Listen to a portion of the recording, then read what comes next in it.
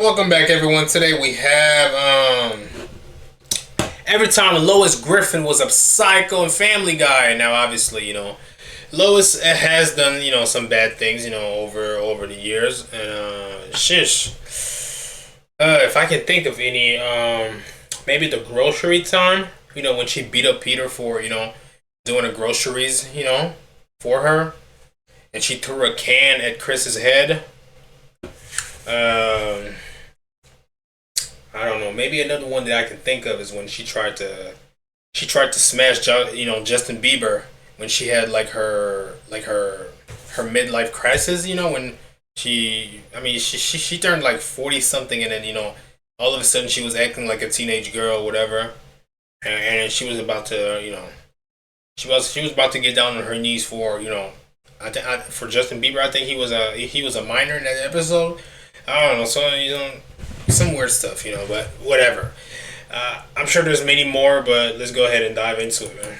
Hope you guys are doing fine. Let's go. Where Lois Griffin was a complete psycho. The 10th episode is actually pretty tame compared to the rest of this list. A lot going on upstairs. The episode opens with Stewie naked in front of his classmates while a drunk Lois tells him to run away from the monster staring him down. If you hadn't already guessed it, Stewie's having a nightmare. He shifts from the scene to a dinner party at Glenn Close's house. Sounds more like a dream, if you ask me. After circling around with the monster a few more times, Stewie wakes up traumatized to the point that he has to sleep with his parents. Stewie's kicking and spitting through the night leads Peter to the couch for some sleep, only the furniture is spending the weekend at Coachella. Who do you think was headlining? The Futon Fighters? I'll see myself out. Yeah, He leaves the kitchen table as his only option to sleep on until Brian suggests that he take the futon in the attic. Don't worry, I haven't forgotten about Lois. As is her usual daily routine, Lois goes about getting all the housework done, which includes picking out Peter's dirty clothes. Yeah, that's the episode where she literally locked these guys up there, Peter and and his friends, bro. Like, bro, she literally screwed everything, bro, to lock them in there. Like, oh my god, this was crazy, bro. But they had no food, no water in there. All because he didn't want to get out of there and do, his chores, I guess. But this is crazy. Remind him that they have a hamper for clothes, but gets distracted by what she sees when she finds him. What's all this? Oh, hey, Lois. Welcome to the Peak Pad. So Peter doesn't just find somewhere peaceful to sleep. He fully customizes his own man cave, much to Lois's annoyance. He invites his friends around to have insulation fights. Don't think I need to explain why you shouldn't do that. And Lois still isn't having it. She asks Peter to take out the trash, but he uses a coupon that he gifted to himself for their anniversary that lets him get out of doing house chores. Take that, Uno reverse card, Lois. So she's left to do all the chores alone, but as she goes to clean Chris's room, she's once again interrupted by Peter, who's playing lawn darts. Who's teaching them these games? She finally says enough is enough and tells Peter that she's not having a frat house in their attic anymore. When Peter refuses to leave, she takes his previous Uno reverse card and shoves it right back in his face. You like the damn attic so much? Then enjoy the attic! She screws the door shut and leaves them trapped without any provisions. Them up there. That's crazy, bro. A little like the start of literally any Netflix serial killer documentary. Yeah. Lois. God knows how many hours later, and the guys are no still windows, no anything, man. With no air, food, or water. Peter yells out at his wife to let them free, but she's steadfast in her plan. That is until Peter gives her that Uno reverse card right Yeah, now. he said, "Oh." he said he was going to shit on her wedding. Her wait, what was it? A wedding dress, I think. Yeah. I think that's what it was, yeah. Peter threatens to soil her wedding dress if she doesn't let them out. She calls his bluff, and when she hears Cleveland offer to do it, she realizes her hand's been forced. She breaks the attic door, they did it anyway, in too. the ceiling, and sends the guys crashing to the ground. But it's already too late. Cleveland, dude, why is his pants down? Her dress, let's say, and Quagmire barfed on Peter. Let's just agree that we both I guess, went a bit too far, You think, Lois? You locked your husband and his friends in a confined area with no windows and no food or water, all because Peter wouldn't do his chores. Yeah, a bit too far, maybe. Yeah. Great self-awareness, Lois. Stewie wraps up his part in the episode, finding out that the source of his nightmares is his fear of disappointing Brian. Brian tries to comfort him, but it only pushes the kid to walk away and find the worst offender in the episode. The wedding dress out here covered in shit. Oh, Covered well, in that was what I shit was and trying poop. to avoid saying, Stewie. At number 9 is an episode with a title that could honestly work for either Peter or Lois at this point. It takes a village idiot, and I married one. The Griffins vacation at Quagmire's cabin, which Don't is remember that one. given that the driveway is shaped like, you guys can see for yourselves. Not only is the cabin my filled God. with various sexual traps and devices, naturally, but it's filled with Quagmire, who's mixed up his Bro. weekends. Putting that disturbing image aside, the family spends their time going on walks, singing campfire songs, not the SpongeBob version, and swimming in the lake. It's all fun and games until the Griffins leave the lake looking less like themselves and more like a cheap Dwayne "The Rock" Johnson tribute group. They find the source of their hair loss: toxic water thanks to the Quahog oil refinery dumping waste into the lake. I'm not sure that I would have found a silver lining in having my hair burned off, but hey, at least this family does in the form of some Mozart role-playing. Yeah, When I the fun guess. is over and their hair has grown back, they have their priorities, clearly. Lois goes to Mayor West to complain about the toxic water filling Lake Quahog, but rather than surprise the mayor with her discovery, she's telling him something he already knows. West admits he allows the oil companies to pollute the lake, and in return, he gets free oil for his hair. I mean, no shit, bro. He's a mayor, bro. What makes you think he wouldn't know? Come on, man. Fair trade. The discovery revs Lois up enough that she makes a bold announcement of her own. Next election, I'm gonna run against you, and I'm gonna win. So Lois has her sights set high to protect Quahog's gonna landmarks win. and take down the corruption in the city. She starts her campaign in the traditional manner, even though Peter's t-shirts could use some work, and goes door to door to let everyone know her intentions. Her initial efforts aren't enough as West's lead keeps growing, so she brings the heat for the most important event, the debate. In a rare turn of events, I'm going to give Lois some credit. She's clearly the more intelligent candidate. Okay, now let me immediately undermine that credit. Her overly thought out and prepared answers don't impress the idiots of Quahog, so she resorts to the tried and tested tactics of every politician: vague answers and lies. What do you plan to do? Okay, I mean, hey, at least it's realistic. A lot. A lot. I already have enough trauma watching the current election, Lois. I don't need this. So Lois wins the election and makes good on her promise to clean up Lake Quahog, which ends up being the one and only act of good she does in office. Oh, but she doesn't clean up the lake using a well-constructed proposal of tax increases. No. This is Lois. She uses fear tactics. This woman gets more shameless each season, I swear. She brings up Fear a fake terrorist threat made by Adolf Hitler. Yes, the one who died almost 80 years ago. Who's working with the Legion of Doom. I promise you, this is her actual threat. Lois manages to secure the funding to clear up the lake, plus a little extra for her own enjoyment. When Brian finds out that she's been using taxpayers' dollars to buy herself handbags, he calls out her unethical behavior. This entire conversation is listed under hypocritical in the dictionary. Regardless, his comments fall on deaf this is ears as she despicable, continues bruh. her shopping sprees, even trying to get mayoral discounts when she's literally using other people's money. Have I said she's shameless yet? She doesn't get her discount, but the owner of Quahog Oil does offer to buy the coat for her in exchange for dumping their toxins in the lake. What a full circle moment. And Yeah. when you know it, Lois Dumping their values a fur toxins coat in there. over her morals and fellow residents' health and safety. They attend the reopening of the sewer and watch as the lake is once again filled with toxic waste. But wait, we're doing another 180 because Lois remembers her morals and changes her mind after seeing this. I was so consumed by power and money, I became the very thing I set out to destroy. So, Mayor West takes the deal with the oil company, takes back Hey, his at job, least- keeps the lake polluted, and Lois vows to never go Bro, into that politics little boy, what's he again. doing? So, all of this was for nothing. God, I have a stress headache from all this back and forth. I need a break before the next one. Oh, and I'm being told I'm not allowed a break. Straight into number 8 with Farmer Guy, an episode that's nowhere near as wholesome as it sounds. The Oh, Griffins' yeah. regular TV schedule is They were interrupted on, by breaking on the news. farm, you know, and that's where, you know, they turned into drug dealers or whatever. But was that really Lois's fault, or was that Peter's? I don't know.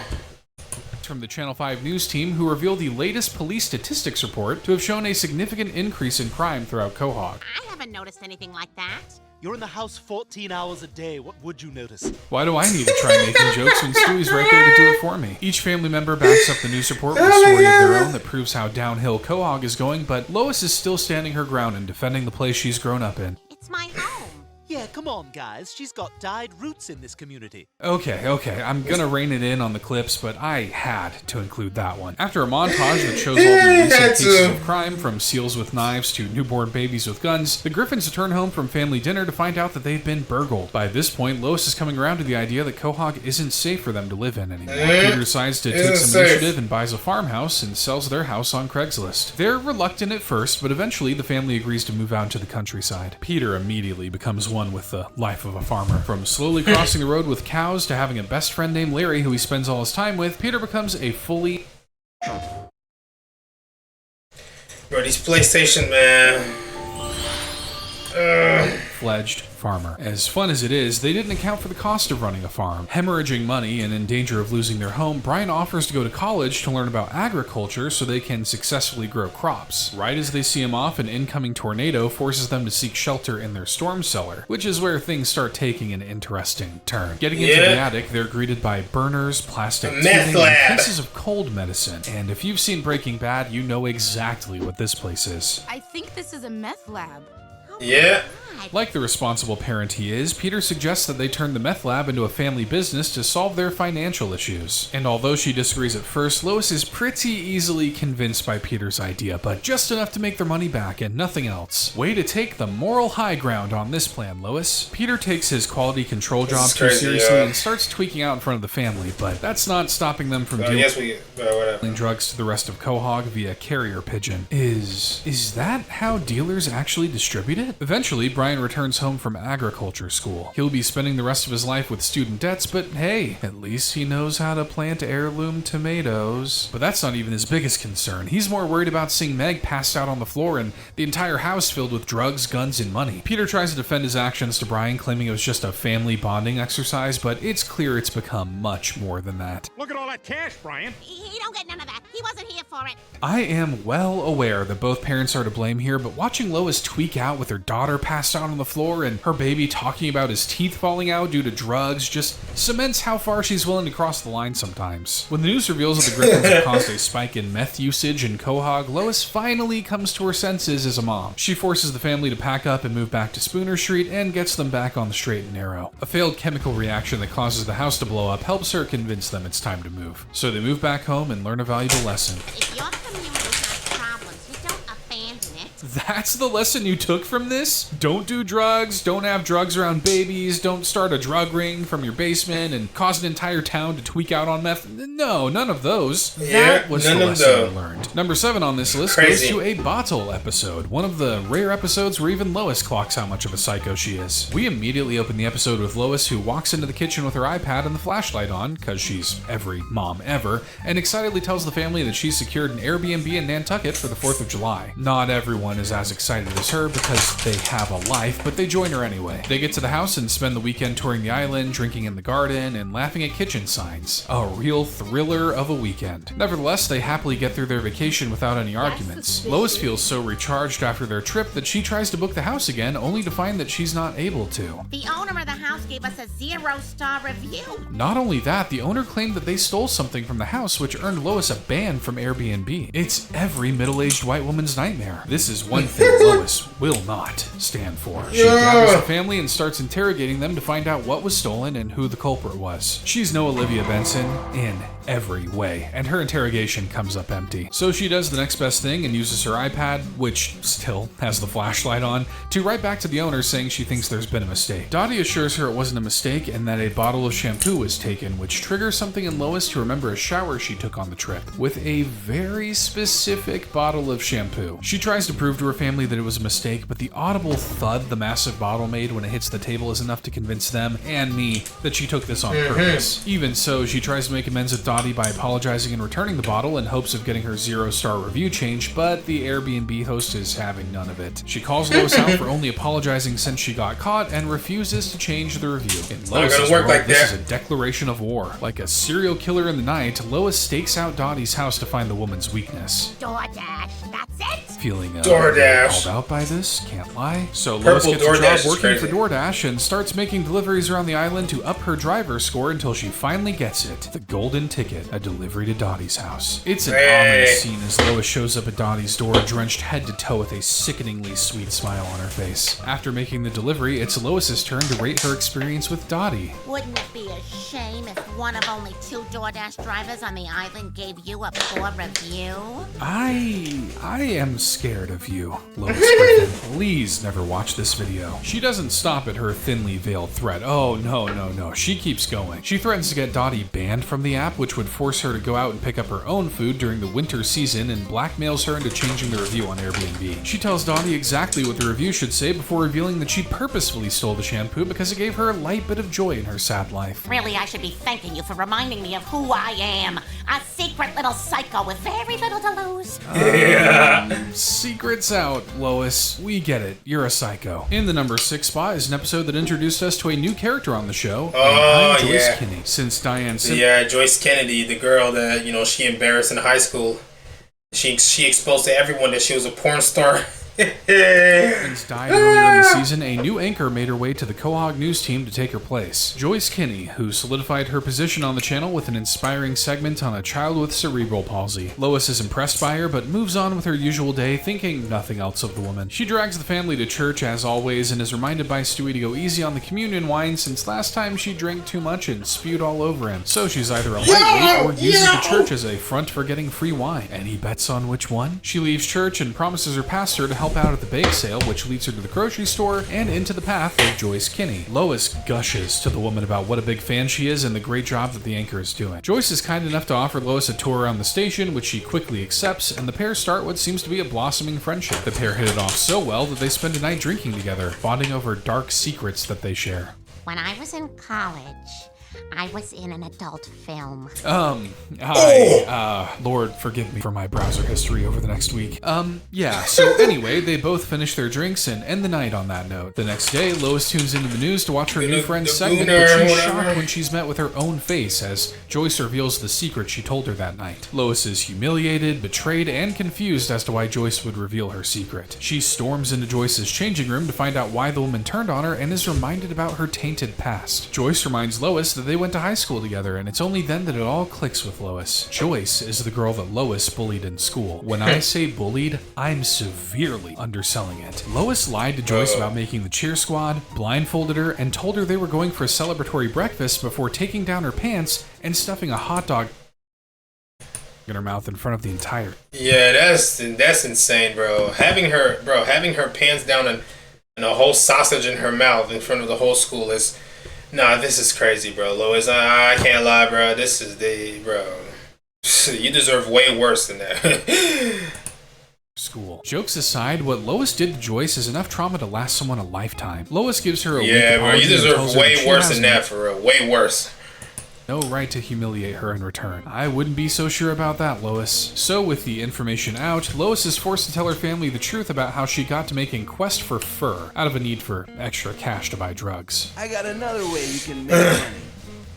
So Raul gave me a job at his pet store. Oh, I thought that cutaway was going somewhere else. Naturally, her checkered past gets her kicked out of her church, one of the only places Lois Out of the loves going Lord's to. house. Brian gives her advice on facing her problems head on, which she takes a bit too literally. The following week, she shows up to the congregation and previews her adult film. Oh yeah, now we're getting to the good stuff. I know I'm a man of God, but that is hot. I mean, yay, Lois, for reclaiming your sexuality and all, but are we just going to brush over the absolute torment you caused to Joyce? I That's guess crazy, so, man. Family Guy. Breaking out is hard to do That's- as the episode bro. earning the number 5 spot on the list. As is her usual MO, Lois goes grocery shopping for the week, but comes up short as she tries to buy a joint of ham. She goes to put it back in her bag. Nice. We're 3 minutes in and she's already committed a crime. Gonna be a good episode for Lois. When they get home, Brian questions how she got the ham since she was short on money, but some deflection and somewhat believable lies get her in the clear this time. Because it's all she does on this show apparently, Lois goes shopping again, but this time she steals clothes and jewelry rather than food. She's moving up in the world. Lois Griffin, kleptomaniac. Write that on her gravestone. Worth pointing out that we're only just at the 4-minute mark in the episode. Yeah, she goes off the rails in this one. With all the new additions in the house, Brian's suspicions have grown enough that he follows her to an auto parts store where he watches Lois steal a car muffler. I'm just hooked on the rush of shoplifting.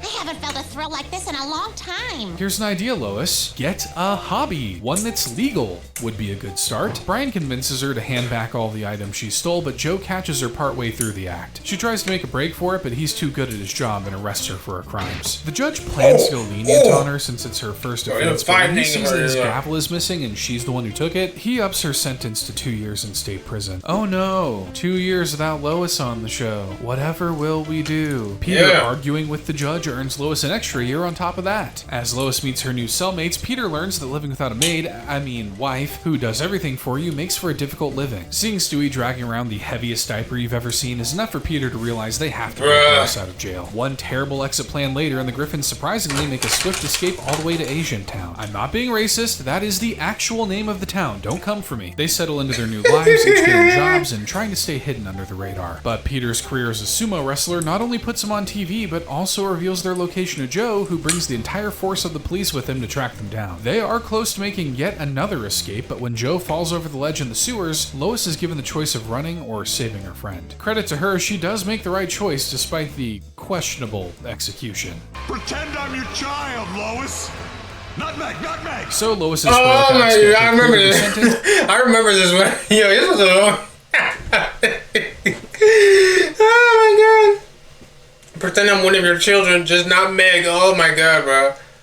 Lois. No consequences for shoplifting, forcing her family to become fugitives and live a new life, or running from the law again. Yet another lesson not learned for this woman. At spot number 4 is Customer of the Week, a Lois-centric episode to give Seth MacFarlane's voice a rest, not because she deserved it. Lois's morning routine might be the saddest thing I've ever seen. From talking to her best friend, Alexa, to trying to get Chris's foot out of the toilet, she paints a picture of her day-to-day life that honestly makes some of her actions more understandable. Not the actions in this episode, though. After doing the school run, she finally finds her peace in the local coffee shop. She greets all the baristas by their names and talks to them as though they were part of her own family before setting her sights on a new goal in life, the Customer of the Week award. Despite all the sucking up she does, she loses out on the award to Lester. To say Lois is heartbroken would be an understatement. She is broken by this, and after crying it out, she formulates a plan with Stewie. I need to show them that I deserve to be Customer of the Week. You don't. No matter what, you can always rely on Stewie to humble his mom. She steps up her efforts buying the barista's artwork and continuing to learn anything and everything about them, but when she comes up short again, she's enraged enough that she listens to Chris's advice to make a big move, like saving one of the barista's lives. She uses her knowledge of Lisa's peanut allergy and fills her entire car with the food as she watches and waits for the woman to react so she can swoop in and save the day with an EpiPen. The level of crazy you have to be to do this is insane. Insane. Lois. But her plan goes sideways when the allergic reaction takes a few minutes to kick in, causing Lisa to crash her car before getting hit by That's she goes crazy, to see Lisa man. in the hospital, but when the barista's mom reveals that the parking lot surveillance footage is being checked to find out who was responsible, Lois sprints to the coffee house to put a stop to things before she gets caught. Now, this is where Lois goes from psycho to complete and utter psycho. Purposefully triggering someone's allergies wasn't enough for the woman who kidnaps Kyle after he learns she was responsible. After threatening him with keeping quiet or getting him hooked she on is a heroin, fucking went from criminal, 0 to bro. 100 there, she offers to look after Kyle's cat. She meets his roommates while checking in on the animal, but once they get suspicious of her, she knocks them out and kidnaps them too. Okay, let's add 3 Lois. counts of kidnapping on top of attempted murder. Lois knows there's no getting out of things at this point, so she stands and does the dishes as the cops pull up to the Griffin home. I'm a good person, Joe. Joe lets her finish the dishes as well as other house chores to help out Peter before taking her in to serve a 6-month sentence. It wasn't until I made this list that I realized just how many times Lois has been to jail. So what does she do now that she's free? real? She finds a new coffee house Been and to jail starts a the few cycle times, all though. over again by sucking up to the barista and giving unreasonably large tips. Because when will Lois ever learn her lesson? Prick up your ears sends us into the top 3, and let me warn you, Lois's actions start to get He's disturbing. been to prison more times than Peter ever did, right?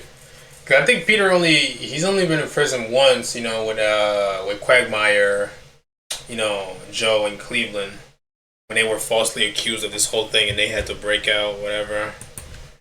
I think that's the only time he was in jail, but yeah, Lois definitely been in jail more times than Peter. Damn, that's crazy to think about, bro. Having unreasonably large tips, because when will Lois ever learn her lesson? Prick up your ears sends us into the top 3, and let me warn you, Lois's actions start to get disturbing, more so than usual. Lois experiences every parent's nightmare as she walks in on Chris and his friends watching adult videos. Stewie's there too, just to make matters worse. Chris tries to defend his actions, saying it's the only way he'll learn now that the school has cut funding and no longer has a sex ed teacher. Hearing this, Lois volunteers to teach the class herself. Oh, so this is where Chris's trauma started. She starts to teach them about the importance of protection before Peter walks in, offering up his own expertise on the subject. Both are as unsuccessful as each other and end up causing protests from parents about teaching them safe sex rather than scaring them off of intercourse. The end result? Lois has her class canceled and a reverend is brought in to give a seminar on abstinence. Not only do condoms fail 100% of the time, they're also majorly unsafe. Apparently, the students are dumb enough to buy into this nonsense, as most of them take up the practice of abstinence. Even Meg is convinced by their performance enough that she brings home a book filled with anti-sex propaganda and shows it to Peter, the only other character dumb enough to also believe what he reads. Since the propaganda explained that intercourse would cause a certain body part to fall off, Peter vows to be abstinent. His choice isn't brought up until Lois steps inside their bedroom for role-playing night dressed as, well, I'm gonna let you see for yourself. Here comes Grimace. You got some burgers I can steal, huh? Ah, so this is where my trauma started. Lois continues undressing Peter only to find that he's wearing a chastity belt and not for kinky purposes. She drops her disguise, thank God, and storms into her daughter's room to complain about Meg bringing home the propaganda that's ruined her night. But what she walks in on is Meg and her boyfriend getting more action than she'll see that night. How can I put this lightly? Meg wasn't having regular intercourse since she's abstinent. She was somehow involving her ear in the, action. I'm gonna let you connect the dots on that one. So much trauma in one episode. She doesn't manage to convince Meg that safe sex practices are better than whatever the hell she's doing, so she goes to try and turn the next celibate person in the house, Peter. And this is where, once again, Lois loses any redeeming qualities she ever had in my eyes. She tries to tempt Peter into you-know-what, but when he refuses, she tells him they will be doing it. I wasn't asking your permission. Yeah, so she forces herself onto Peter, essentially assaulting him, as well as forcing him to go against his morals and beliefs. But this is Family Guy, so of course it's only made into a joke when Peter is reminded of how good regular intercourse is. It felt like they could have at least spared a minute to talk about what Lois just did, but no. Since she manages to convert Peter away from abstinence, she tries to do the same with Meg. Let's just hope she goes about it a different way, or Meg is in for some tough therapy sessions. So Peter and Lois break into the school and interrupt the Reverend's speech, exposing him for his lies. She offers up the same advice as she did at the start of the episode about protection and consent. Oh, the sweet irony of it all. But this time, the students take her advice to heart. I'm proud of you, sweetheart. Me too, Lois. You stood up for what you believe in. Am I in the Twilight Zone? How? Is nobody bringing up the fact that Lois assaulted her husband because she wasn't getting any? Which is almost as bad as the Grimace outfit. At number 2 is Lois comes out of her shell, an episode where Lois experiences the dreaded midlife crisis. Oh yeah, exactly. That's what I was talking about, at the start. Yeah, I knew this was gonna be somewhere in the list. I didn't know it was gonna be that high, but damn. Yeah, okay. Crisis. As is usually the case, it was Peter. The husband of the year uses Lois's birthday party to constantly remind her of her aging, as well as deliver a speech also about her aging. 2 for 2, Peter. The speech is so bad that it leaves her running off in tears. The next day, the family is greeted by an all-new Lois, who looks like she's ready to be on MTV Spring Break. OMG, stop staring at me, please. Hey, thanks. That whole look was kinda working for me until she tried talking. She gets highlights, a new set of wheels, a brand new personality, and worst of all, a lower back tattoo. As they should be, everyone is concerned about Lois's current mental state and band together to keep an eye on her. Peter's concern goes right out the window when he sees that Lois has reverted to her younger, wilder years. I'm gonna save you the trauma of listening to the noises they make by not playing the clip, but seeing Meg, Chris, and Brian's faces should be enough of a I remember that. It may be midlife crisis on his part too, but Peter makes the most of her lifestyle changes and joins in on the fun. Fun for her equals doing drugs, partying, reckless driving, murder, and then hiding the evidence. So a classic midlife crisis. Nothing out of the ordinary here. Peter only lasts so long, giggity, before realizing that he can't keep up with her youthful lifestyle anymore and tells Lois he's done. You do what you want to do, but I'm going to that party. My life isn't over. When Peter gets home, Brian blames Peter for Lois's recent behavior, explaining that his constant comments about her age made her feel like she wasn't good enough. He's interrupted in the blame game by a live report on the Justin Bieber concert going on in Quahog, where none other than that's what I was talking about, Seeing this, Peter promises the kids that he's going to get their old mom back. This time he didn't actually mean old as an insult. Meanwhile, Lois is living it up at the concert, fangirling over the then 18-year-old. She manages to get into the singer's dressing room after the show, not by flashing her goods to a gay security guard, but by buying them frozen yogurt. Hey there, cutie. Bro, that's crazy. So this is what we're doing, Lois. Yeah, so Lois takes her midlife crisis and multiplies it by 100 as she tries to flirt with the pop star through a series of failed references. He doesn't understand them because he's literally too young to, but Lois presses on and once again forces herself on someone. Hey, just get your pants off, hon. Thankfully, Peter arrives in time to put a stop to things before I can write a letter of complaint to Seth MacFarlane. He apologizes for how he made Lois feel and reminds her that he loves the Lois that she is now and not the younger Lois she's pretending to be. So she and Peter leave the dressing room with no apologies to Bieber for having nearly just sexually assaulted him. Honestly, seems about right at this point. I mean, at the very... he did call him old, you know, so... I don't know. I can't even lie. When I watched this when I was younger, I kind of liked, you know, what Peter did to him, but whatever. At least she apologizes for her actions this time, but that still doesn't feel like enough, especially when Peter is there to comfort and reassure her that there's nothing wrong with being 35. Peter, I'm 43. Get out of this house. And finally, the number one spot, Go Stewie Go, which features the most psychotic and insane thing Lois has done that was safe enough to show on YouTube. Meg has a boyfriend. I remember this episode. This was the this is even worse than the Bieber thing. Like, bruh, she literally slept with her daughter's boyfriend, bro, and he was a minor too. Like, I think this is bruh. Yo, this was some crazy shit right there, bro. This is Lois, you're bro. Lois, you are a real deal pedo, like whatever, man. The shock out of your system. But Meg has a boyfriend, and I remember this one, yo. Come around for dinner. They're as shocked and as skeptical as we all were, but let her bring him around. The surprises just keep coming for the family as Meg's boyfriend Justin shows up looking normal. Everyone in Quahog gathers to check Justin out, even Dr. Hartman, who reveals that there's nothing wrong with the guy. This is starting to feel a little too insulting to Meg, but I'm still gonna laugh at it. The parents get to know Justin more and find out that he's nothing if not polite, and he even compliments Lois's appearance by telling her she could be a movie star. If you don't see where this episode is going by now on the list, then I have seriously failed my job. Bro, look at her, bro. Ah, that's kind of hot. One half of that mess of arms and legs is your daughter, Lois. Gross. One compliment is all it takes for Lois to start imagining a world where her and Justin are together. As always, she takes things too far by not letting it just stay in her imagination. She gives him a card that has her menstrual cycle on it. Power through, the video's almost over. Anyway, she makes it clear that she wants him alone. The opportunity to act on her desires happens soon after when Meg leaves to pick up Carter from the airport, and as is no surprise, Lois does act on them. Justin is never... Like, that's crazy. She couldn't even wait for her to drive off the car, like, bro. Like... never had a MILF, his words, not mine, come on to him, so he's living his best life, and Lois is sad and desperate. We all know this by now. She makes the first move, but pushing herself onto another teenage boy isn't the worst part. Not by a long shot. Right?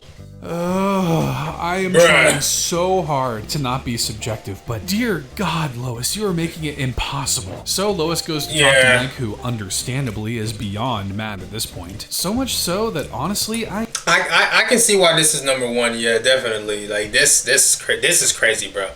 I can see why this is number one on the list.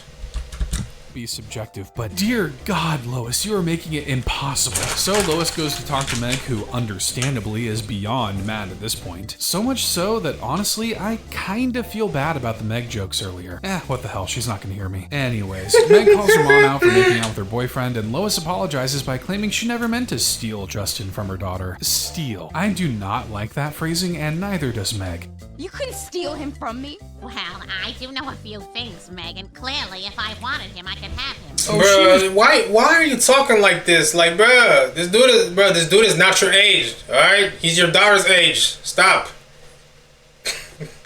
This is crazy, man. Just the most shameless character on this show. So not only does she come onto a teenager, but she also steals her daughter's boyfriend, makes a serious claim about being assaulted to play things off, and gives said daughter a crappy apology before then insulting her more. Oh, and I haven't even gotten to the best part yet. She then goes on to blame Peter for pushing her to the point that she had to seek attention from Justin. Bro, it's crazy how there's really no accountability on her parts, bro. Like literally the last 2 points, like, for some reason she's always blaming Peter. Like, this is crazy, bro. Like, whatever, bro. Unattractive and worthless. How do you expect me to respond? Lois Griffin, ladies and gentlemen, Quahog's resident narcissist and full. Bro, whatever, man. That's gonna be it for this one. I hope you guys enjoyed the video. I'll see you guys in the next one. Peace out. Damn, bro, Lois, you're whatever.